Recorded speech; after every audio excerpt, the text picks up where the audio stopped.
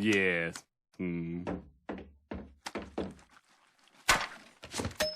Now, Mr. Knuckles. Hypnotize. Hypnotize.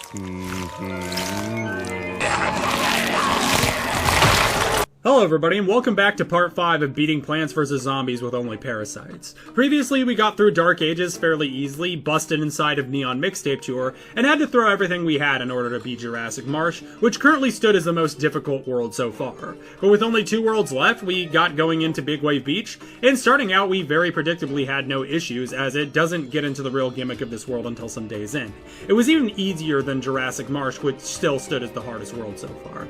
Plus, it really just won't affect us regardless early on, as I'm just going to be planting Daisy Chain in the opening days. Nothing really of note happened, with already 2 conveyor belt missions, and the other general missions just being pretty easy, up until day 6, where we get another most of the plants picked for us, limiting us to only 2 seed slots. I go for Daisy Chain and Enchantment, and the zombies got kind of close, but since I didn't lose a single lawnmower...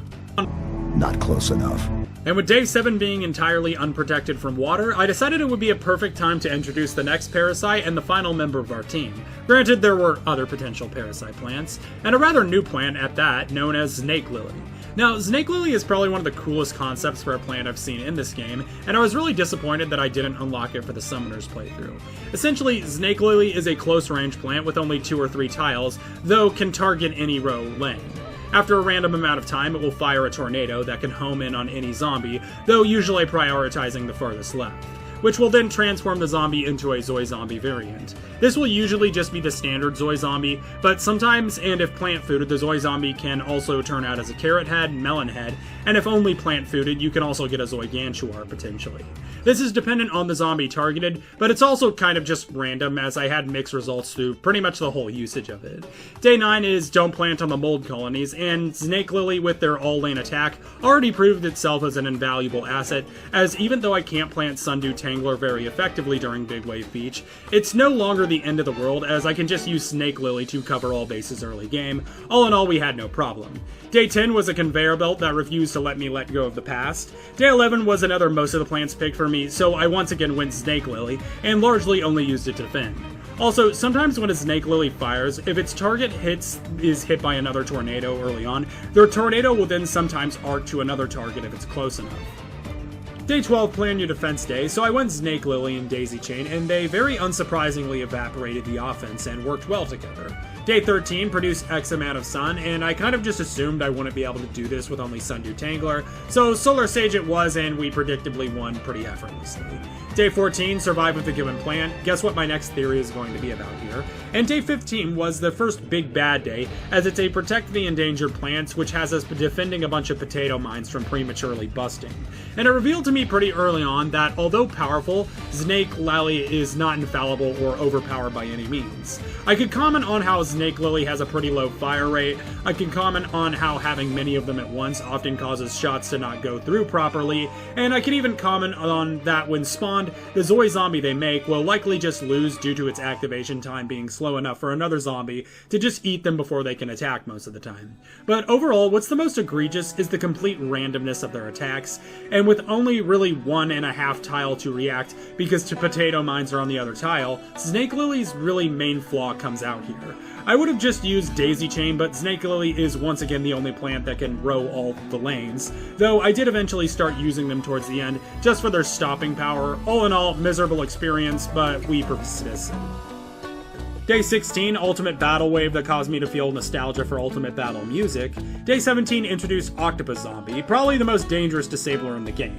Now, Znake Lily can target him and one-shot him with its plant food, but unless they are plant fooded, we have to wait until he gets in range, and by then he will have already thrown several octopi. Not the end of the world early on, but it definitely might be later. Day 18 was a conveyor belt who tried to lecture me about some clanker nonsense. My body is a machine that turns...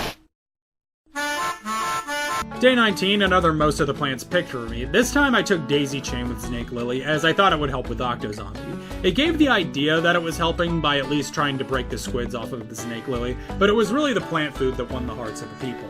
Day 20 revealed another big flaw of Znake Lily, as much like Guard Shroom, even though they're powerful, Znake Lily has absolutely zero survival instincts, and will often allow itself to be murdered while targeting a different zombie. We did get it the second try, but it was annoying that Znake Lilies will literally just sit there and take it half the time. Iggy, get out of here! He's still alive! Day 21 is a conveyor belt that causes you to forget about it whenever you talk about it. Day 22, I don't know why we skipped Day 21, but Day 22 introduced the fishing zombie, which is another really dangerous zombie as it will pull the closest plant right one space every few seconds, eventually either pulling it into the water or removing it from play. Fortunately, we have the perfect defense against this, Sundew Tangler, who's immune to it as well as everything else on the planet. But this will definitely be something we have to look out for now.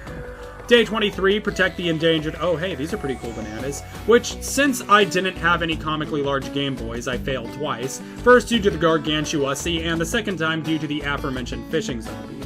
Third time around, we just puppy guarded using Sundew Tangler again, and utilizing the bananas really only to deal with the Gargantuars and Octo-Zombies, and just like that, the problem is dealt with. Day 24 was a conveyor belt that's making me question why I didn't talk about Day 21 again. Day 25, spend no more than 3,000 sun and kill 10 zombies in 5 seconds. And I think this is the one day in the entire game where the X zombies and X seconds mission is actually difficult, mainly because I don't have any proper explosives. Fortunately, Znake Lily's ultimate being spammed enough is just enough to beat the secondary objective. Day 26, why are we talking about Day 26? I want to know what happened on Day 21. Day 27, another most plants picked, and the whole map is underwater, though we still pick Znake Lily and begin stockpiling sun. The thing about plant food is that it will affect both the Znake Lily and the lily pad, allowing us to spread lily pads for more Znake Lilies, and to distract the fisherman zombies. Plus, all the plant food tornadoes are good to assassinate the zombies as well, and we were able to first try it. Day 28 was a don't lose more than 5 plants, where I made the discovery that if you plant Sundew Tangler on a lily pad, that the lily pad also becomes invincible, allowing me to make a sort of bulwark out of all the lily pads, which would additionally protect me from the fisher zombies, and ultimately because of that we first tried the day. Day 21, plan your defense, but the entire map is underwater, and there's only a few lily pads, so we have to play very tactically with our plant food, using it to launch whole clusters of armored Zoy zombies from multiple Znake Lilies into the horde, while also taking advantage of the lily pads the plant food creates, to then capitalize our forces. Surprisingly enough, I actually first tried this day too. Day 30 is protect some endangered guacodiles, where one gets sniped very early on due to a fishing zombie. Second time around though, we introduce our immortal friend Sundew Tangler again, and that clears up that little issue. We do sweat a little bit because of both Octo-Zombies and Gargantuars, but ultimately we spam enough and spend our pre-use lawnmower on the Garg, and all is well.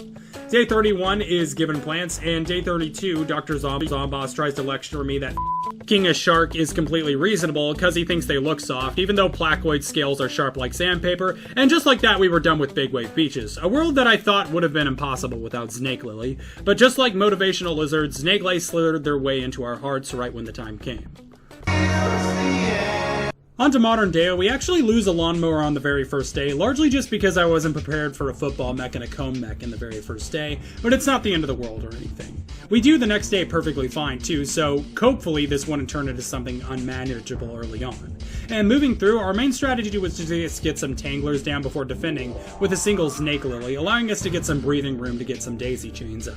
It was going well, and we even started using perfume shrooms to seduce dinosaurs into one-tapping stuff for us, though we also still had enchantment for those final Gargantuars. Day 6, you know damn well I tried at least once with just Sundew Tangler, but we go back to Solar Sage afterwards, and we very quickly punch through the whole thing without a second thought. Day 7, I get cucked by Octo-Zombies early on, which causes me to lose inevitably in the last stretch of the day. Fortunately, my loss was just due to me being a big, dumb, stupid idiot, and saving my lawnmowers till the end, we were able to get it the second time with no issue. Day 8, you can't make me play this again, I literally made a theory that included Bejeweled in it. Day 9, I finally get to use Tomb Tangler again, never mind, it's a pre-picked plants day. Asshat! Day 10, I lost twice, first due to a bunch of weasels I failed to deactivate, and another time just due to a Gargantuar, but the third time around I was able to fulfill my plan of just popping down a Znake Lily and 2 Sundew Tanglers all on the power tiles, and completely producing sun to blast the zombies down. Day 11 reintroduced piano zombies, who I ultimately decided to deal with using daisy chains, as it worked in the Wild West, though I also had to deal with the football mechs, who took significantly more bullets. Still though, we got it the first try. Day 12, don't lose more than 10 plants. Fortunately hard to do when you don't even use more than 10 plants half the time. We get through the world utilizing the lawnmowers, mostly at the end, and using a dinosaur to dropkick the Gargantuar into orbit.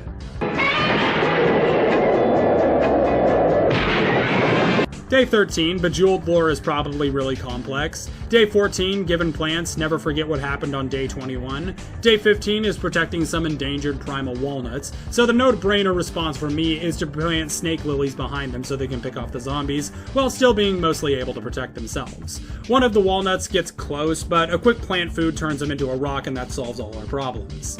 Day 16 was the ultimate battle day where I immediately tried to electric shock every living thing I could, but the game wouldn't let me. Day 17, no big deal, some nerd zombies showed up, but they forgot they were playing an EA game and that they needed to pay money for a DLC so that their arcade machine spawned zombies. Day 18, we got balloon zombies and bulls, which the bulls do actually almost get me twice, because for some reason they can't be turned into Znake Lilies, but we managed to turn it around with some enchantments and plant food spam and make it through with one lawnmower to spare.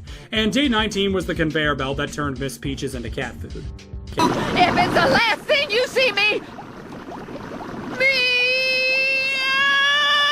Day 20, I don't remember if imps were coming because I couldn't be bothered to pay attention, but I saw the sun tiles and thought, free sun for me, so I utilized them as such and got through the day fairly easily. Day 21, the introduction of the football zombies, and these are some of the more intimidating forces. However, once you stop their charge, they become infinitely less intimidating, and from their Znake Lily, then it does its thing. Day 22 was a conspiracy theory to debunk the secrets of Big Wave Beach's Day 21. Day 23, more octo-zombies, and this time they brought their big pink estrogen fish gargantuars with them, but a little bit of enchantment breaks their minds down, and we were once again able to first try the last wave by forcing enchantment target. Day 24, we got some more power tiles, so I Znake Lily and Sundew Tangler Caw mode again, though one of the football zombies drop-kicked a terrorist imp onto the snake, which caused me to lose most of my mowers, but we managed to pull through in the end. Day 25 was the conveyor belt that you always wished you could be. Day 26, the piano zombie makes a comeback along with the disco mech, and even the neon mixtape gargantuar comes and threatened to destroy my lawnmowers in the end. Fortunately, we had this little tool called enchantment. Day 27, I unironically despise these days so much. Day 28, produced 3000 Sun, we all know what happened. I tried and failed with Sundew Tangler, then came back and beat it with Solar Sage, and that was that. Day 29, there were a bunch of tombs already on the map, and tomb spawner zombies later on the wave, meaning Tomb Tangler finally gets to make a comeback himself, and unsurprisingly, even on the last world, Tomb Tangler is a very competitive and useful plant, helping us stall and eat the lesser zombies while waiting for me to finish off the guards. And Day 30 was the last big hurdle of this race, prevent the zombies from trampling the flowers with only 3 tiles of grace, and gargantuars spawning in 2 of the 3 waves. That's not even accounting for the balloon and football zombies, who are going to rush down your lanes as fast as they possibly can, and instantly throw a game over. And I wanted to resist not using Solar Sage for this last day, as I did believe that somehow it might have been possible if every attack and hypnotization went absolutely perfectly, but seeing the final wave with pretty much nothing left and 3 different problems to deal with, I came to the conclusion that this is likely another world where it's mathematically impossible to do without Solar Sage. And beginning again, it's pretty hard to do even with Solar Sage, as I lost several times even using the thing again.